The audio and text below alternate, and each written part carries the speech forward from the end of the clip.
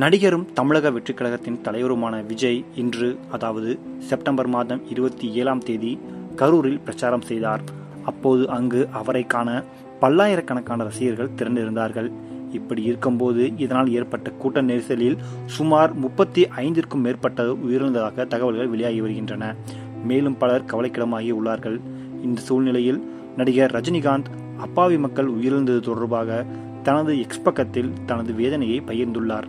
அதில் கரூரில் நிகழ்ந்திருக்கும் அப்பாவி மக்களின் உயிரிழப்பு செய்தி நெஞ்சை உலுக்கி மிகவும் வேதனை அளிக்கிறது. உயிரிழந்தோரின் குடும்பத்தினருக்கு என் ஆழ்ந்த அனுதாபங்கள், காயமடைந்தோருக்கும் ஆறுதல்கள் என்று பகிர்ந்துள்ளார். இந்த துக்க நிகழ்வுக்கு காரணமே விஜய் மற்றும் அவரது கட்சி தொண்டர்கள் காவல்துறை அறிவுறுத்தலை பின்பற்றாததுதான் காரணம் என பலரும் குற்றம் சாட்டி வருகிறார்கள். அதேபோல் நடிகரும் மக்கள் நீதி மய்யம் கட்சி தலைவருமான கமல்ஹாசன் இந்த சம்பவம் தொடர்பாக தனது எக்ஸ் பக்கத்தில் நெஞ்சு பதைக்கிறது. கரூரிலிருந்து வரும் செய்திகள் பேரதிர்ச்சியையும் வேதனையும் அளிக்கின்றன. கூட்ட நெரிசலில் சிக்கி உயிரிழந்த அப்பாவி மக்களுக்கு என் ஆழ்ந்த இரங்கலை தெரிவிக்கவும் வார்த்தைகளின்றி திகைக்கிறேன்.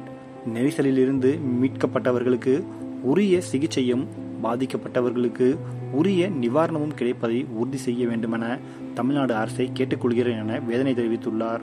நடிகர் பார்த்திபன் தனது எக்ஸ் பக்கத்தில் கரூரில் கூட்ட நெரிசலில் உயிரிழந்த 31 பேரின் குடும்பங்களுக்கு யார் எப்படி ஆறுதல் சொல்வது என தெரியவில்லை. இன்னும் சிகிச்சையில் இருக்கும் 58 பேரும் விரைந்து குணமடைய அனைவரும் வேண்டிக் கொள்வோம். இவ்வாறு பதிவிட்டு தனது வருத்தத்தை பகிர்ந்துள்ளார். அதேபோல் இசையமைப்பாளர் மற்றும் நடிகருமான ஜிவி பிரகாஷ்குமார் தனது எக்ஸ் பக்கத்தில் கோர காட்சிகள் நம்மை கதிகலங்க வைக்கிறது. யாருக்கு ஆறுதல் சொல்வது, எப்படி தேற்றுவது என தெரியாமல் தவிக்கிறேன். கரூர் துயர சம்பவத்தில் உயிரிழந்தவர்களின் ஆன்மா இறைவனடி இளைப்பாறட்டும். நண்பர்களுக்கும் உறவினர்களுக்கும் என் ஆழ்ந்த இரங்கல்கள் என்று பதிவிட்டு வருத்தத்தை கூறியுள்ளார். கரூரில் நடைபெற்ற தவேகவினுடைய இந்த பிரச்சாரத்தில் ஏற்பட்ட உயிரிழப்புகள் தற்போது தமிழ்நாடு மட்டுமின்றி இந்தியாவில் உள்ள அனைவரையும் கண்கலங்க செய்துள்ளது.